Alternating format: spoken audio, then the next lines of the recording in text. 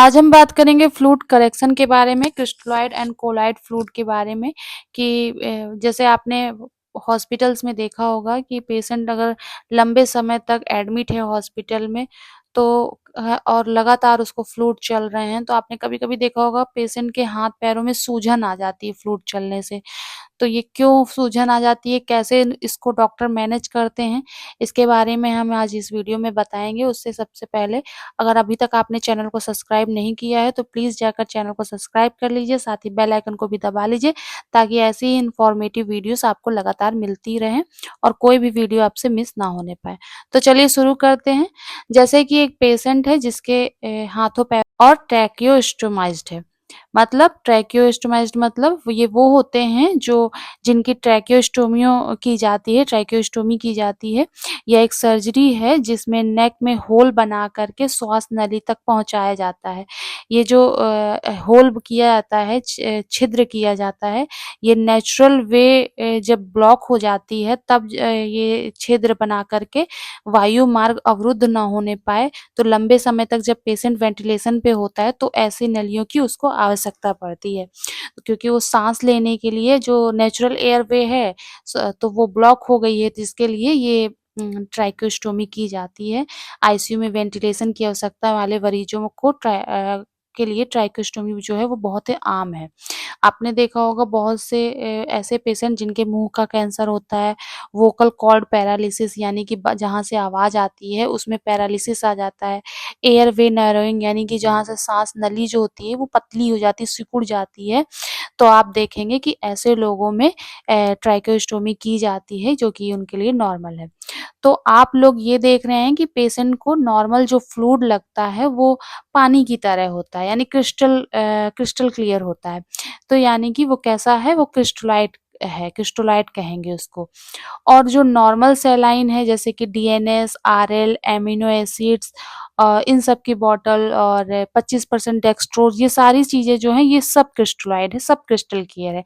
इसके विपरीत वही दूसरी ओर जो आप एक थिक सा भी कभी-कभी देखे होंगे पेशेंट को छोड़ते हुए, जो थिक सा मोटा शहद की तरह होता है, तो वो उसके विपरीत जो है वो एक एल्बुमिन प्रोटीन होता है जिसे कोलॉइड कहते हैं। जैसे आप हॉस्पिटल में देखे होंगे कि जब आपने कभी-कभी जो सिस्टर्स जो हैं बॉटल्स निकालती हैं फ्रिज से, वो गाढ़ा-गाढ़ा एक शहद टाइप का लिक्विड होता है, उसको ह्यूमन एल्ब्यूमिन सॉल्यूशन कहते हैं, जिसमें 20% 100 ml उसमें कोलॉइड होता है। अब जानेंगे क्रिस्टलॉइड और कोलॉइड में डिफरेंस क्या होता है।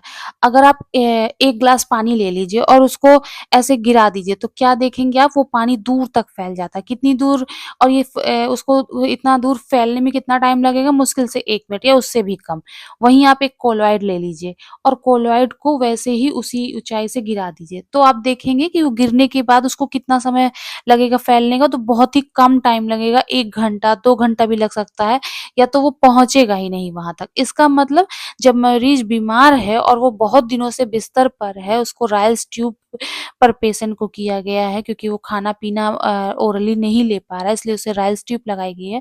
अब आप सिर्फ़ लिक्विड डाइट दे रहे हो उसको, तो लिक्विड डाइट में प्रोटीन तो उतना होता नहीं है, तो पेशेंट के अंदर प्रोटीन नहीं पहुँचेगी तो एल्बुमिन उतना पहुँच नहीं पाता, तो ब्लड क्या होता है, ब्लड की डेंसिटी धीरे-धीरे पतली होने लगती है क्योंकि उसके पेशेंट के अंदर प्रोटीन ही नहीं है जो कि ब्लड को गाढ़ा बना सके। ब्लड का घनत्व जो है वो पतला हो जाता है, विस्कोसिटी कम हो जाती है, तो कभी-कभी आप देखेंगे कि जब आप पेशेंट को फ्लूइड देंगे नॉर्मल सलाइन एनएस या फिर डीएनएस देंगे तो वो जो है क्या करेगा, वो फ्लूइड जो है ब्लड में रुकेगा नहीं।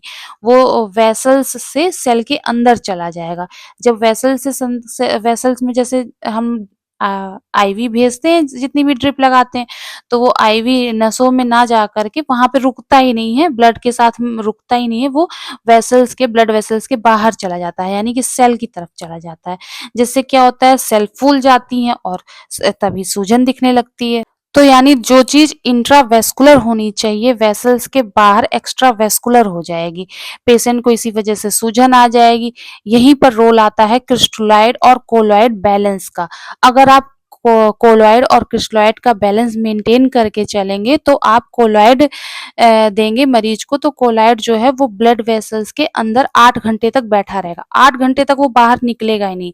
धीरे-धीरे वो शहद जैसा वहीं पे रुका रहेगा और वही जब आप फिर क्रिस्टलॉइड चढ़ाएँगे तो कोलॉइड क्या करेगा, क्रिस्टलॉइड को अट्रैक्ट करेगा, पानी को अपनी तरफ खींचेगा। इससे जो है एक ये रिवर्स ऑस्मोसिस का काम करती है। इससे मरीज की सूजन जो है वो कम हो जाएगी।